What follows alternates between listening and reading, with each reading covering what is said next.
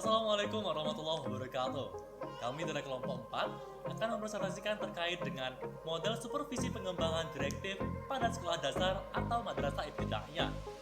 Dengan beranggotakan pertama saya sendiri, Riku Rahmat Adriansyah. Kemudian ada Salsa Media Istara, Sally Anggreta, Septia Dwi Engneni Putri, dan terakhir ada Surli Hana. Pada kesempatan kali ini kita akan mengupas secara tuntas terkait dengan model supervisi pengembangan direktif pada sekolah dasar atau madrasah ibtidaiyah.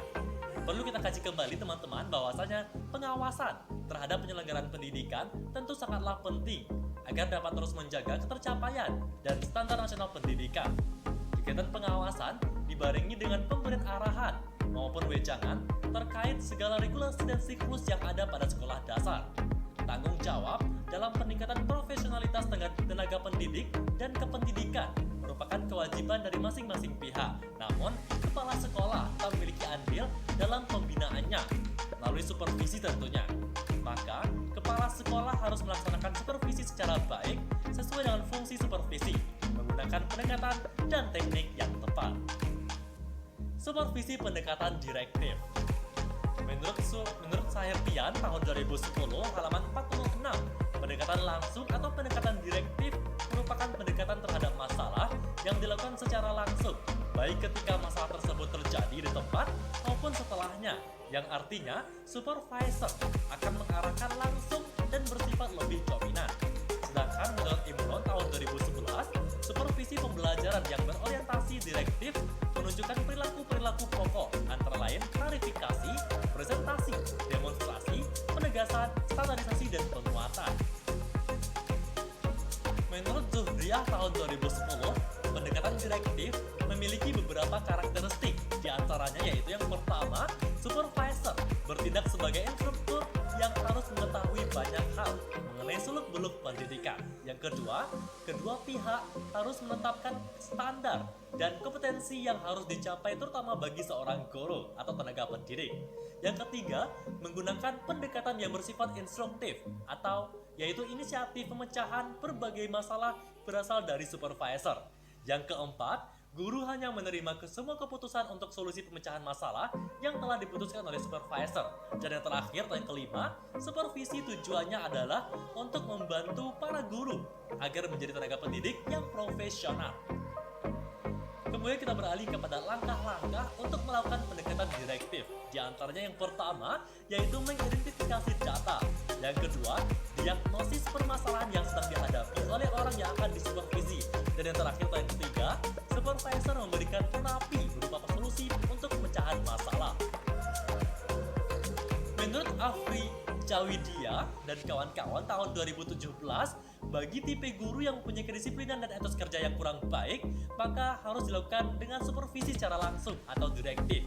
Oleh karenanya, dalam supervise direktif, supervisor lebih banyak mengarahkan, mencontohkan, dan membina secara langsung para guru tersebut. Dalam implementasinya, pendekatan direktif ini dinilai kurang efektif, kurang mempengaruhi, dan bahkan dikatakan kurang manusiawi. Pada dasarnya, pendekatan direktif yang lebih mengedepankan peran supervisor atau supervisor lebih dominan, yang mana akan mematikan kreativitas dan kesempatan guru dalam mengembangkan kemampuan sendiri untuk memperbaiki kekurangannya.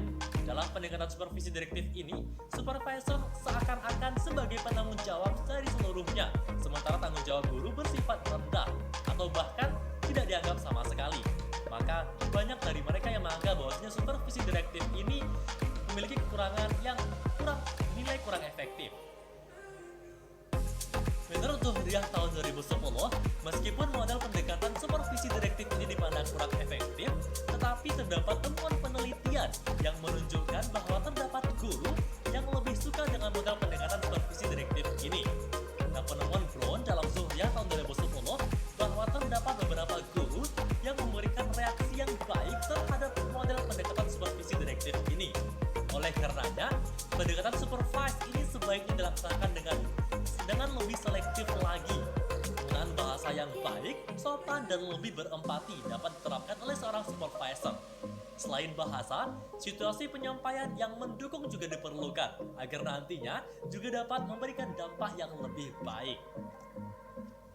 Kita beralih kepada simpulan dan saran. Kesimpulan dari materi kita kali ini terkait model supervisi pengembangan direktif pada sekolah dasar atau madrasah ibtidaiyah, yaitu mengenai supervisi pembelajaran yang berorientasi direktif menunjukkan berbagai solusi perilaku pokok, antara lain klarifikasi, presentasi, demonstrasi, penegasan, standarisasi, dan penguatan, yang mana hal ini tentunya dilakukan oleh seorang supervisor. Supervisi pendekatan direktif menekankan bahwa mengajar merupakan keterampilan teknis yang disesuaikan dengan kompetensi profesional guru. Seorang guru harus mampu memenuhi 4 keterampilan profesional kompetensi yang telah ditetapkan.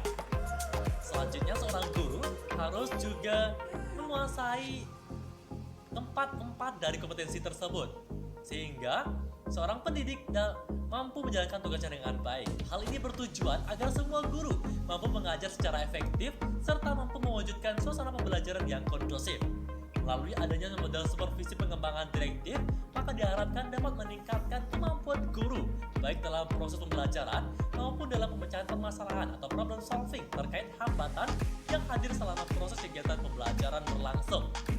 Seorang supervisor memiliki peran yang sangat krusial dalam hal pemecahan permasalahan yang ada, baik terkait pembelajaran maupun administrasi sekolah, dengan memberikan bimbingan, arahan, dan tindakan perbaikan sehingga menekan hadirnya persoalan dalam proses pendidikan di suatu sekolah. Beralih kepada saran, berdasarkan hasil dan pembahasan mengenai supervisi pengembangan, maka penulis dapat memberikan saran kepada peneliti selanjutnya sebagai berikut. Yang pertama, penelitian sebaiknya didasarkan pada data lapangan atau data empiris yang nantinya akan dibandingkan antar sekolah sehingga dapat memberikan gambaran yang jelas mengenai model supervisi pengembangan di sekolah yang berbeda. Yang kedua, penelitian dapat melampirkan berbagai bentuk permasalahan yang sering terjadi di beberapa sekolah sebagai visualisasi pemecahan masalah dan menentukan model supervisi pengembangan yang tepat untuk diterapkan. Sekian materi yang dapat kami sampaikan. Semoga teman-teman dapat memahami terkait model supervisi pengembangan direktif ini dan juga dapat menerapkan nantinya apabila mendapatkan kesempatan menjadi seorang supervisor maupun kepala sekolah. Sekian, terima kasih. Assalamualaikum warahmatullahi wabarakatuh.